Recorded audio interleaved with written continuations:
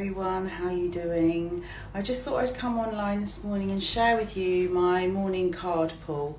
I've got a new deck called Intuitive Whispers Oracle. So for those of you that know me, I'm Lisa Parks, by the way. I'm a therapeutic coach. I help people reconnect back to their intuition, back to their soul, back to their heart, face their fears, remove their blocks, live the life they love.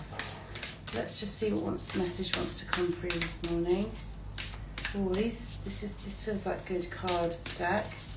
Just looking out my kitchen window this morning. Got no scaffolding. They've taken the scaffolding down after 2 years. So let there be light. That's nice. Yeah, I'm ready early for work today. And so I thought I would just come and chat to you all. I don't know if you saw, I'm doing Summer of Self-Reflection, and I'm doing card reads and deep dives, in-depth sessions. I always use the cards not to predict the future, but to help you see what's in your unconscious, what's in your soul, what's in your heart that you already know, but you're not listening to it. Once you're aligned with that energy, you find that life gets a lot easier and you're a lot happier. But when you're up in your head, it's not good. You can't hear that voice. So it's about discerning between the voice of your intuition and the voice of your fear or your worries. So today we have the card of 36. So I don't know if that number is relevant to anyone.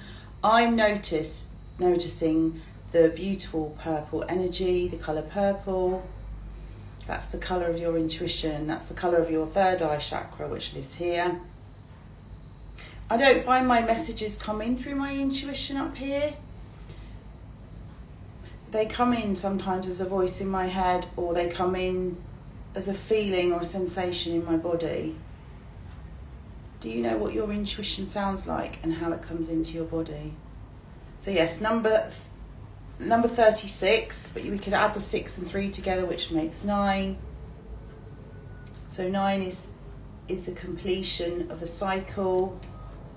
So some of you may be coming to the end of a cycle in your healing, or in a life stage, or in your work.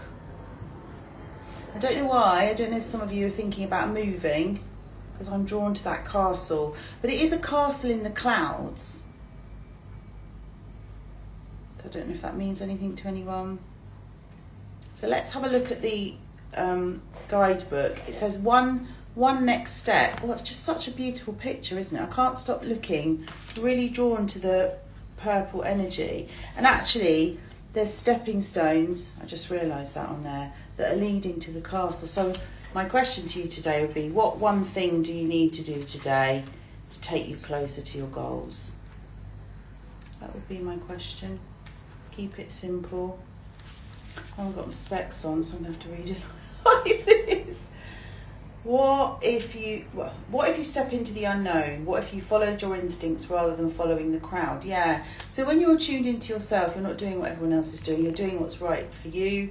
But in order to make progress, you do have to step outside of your comfort zone, and it is one step at a time. And for those of you that are in recovery, like I am from childhood trauma, we're always trying to stay within our window of tolerance. So we're doing one step, and we're slowly expanding that window of tolerance. I was talking to a colleague the other day actually about, so unfortunately she's not very well. I'm sending you lots of love if you're watching this video. And we were saying how we're used to being the person that does everything for everyone else, and it's actually really hard to sit back and let other people take care of us. I do think that is indoctrinated into us from a young age as women. I do. I think we're taught to nurture, to take care, to be kind, to put other people first.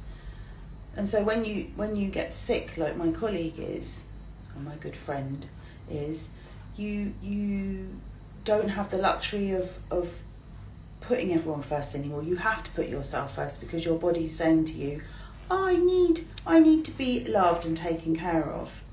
But there is a window of tolerance in allowing that to happen, because if too much comes in at once and we go outside of our window of tolerance, it can feel overwhelming. We can push people away. We can feel like we're cutting off from ourselves. So often when we stop ourselves from taking action out of the fear that we might get it wrong, or we are not clear on exactly where we're going. See, I don't always think you have to be clear on where you're going. I don't really set goals. I intuit, I feel my way into doing stuff. And if you've been following me for a while, you'll notice that since I left my Smiley business, I've been going all over the place, getting a job in a college, writing a murder mystery book, closing down my website, starting up a Substack. But, I'm just feeling my way. And it doesn't have to make sense to other people, but it does need to make sense to you. That's all. Just to you. Who cares what they think? This moment is the time to stop procrastinating.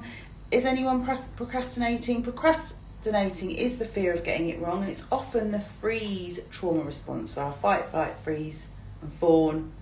We feel like we're stuck and we can't do the thing that we really want to do.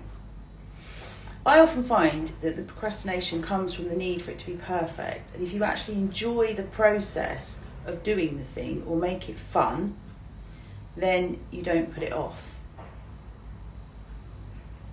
I think there is a lack of fun and play in the way that we live our lives right now, and that does create more stress in our bodies. This moment is the time to stop procrastinating, listen to your gut feeling and take the next step. It could be designing a mood board, starting your novel, getting out into nature, or whatever you desire. Yeah, so it's about listening to your heart's desire. So I'm always saying to the students I support in the classroom or to people that I hang out with, follow your heart. You need to follow your heart. And I don't know if people know how to do that, because if you've got a brutal inner critic and this voice up here is slamming you every day and you're constantly worried about what might go wrong, or you're ruminating on the past of I coulda, woulda, shoulda, then you are not in your body and therefore you can't listen to what your heart wants. Actually, let's just do a really simple exercise to finish this little video this morning. Just put your hand, one hand or two hands over your heart and close your eyes and take a deep breath in. Wiggle your toes in your shoes. Just make sure you're in your body. And just ask yourself the question, what is the next step for me? And pause and listen and see what comes through.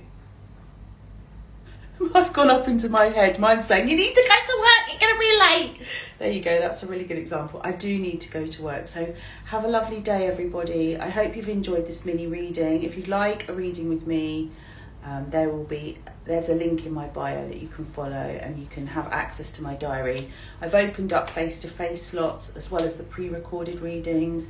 There are also inner child healing sessions, which are a little bit meatier, and they're more of a deep dive and they're a little bit longer, but they are for those of you that are in recovery from childhood trauma and want to really get back to your intuition and your joy. So have a lovely, lovely day, and the sun is shining. Hope it's a good one for you. I'll speak to you soon. Bye for now. Bye.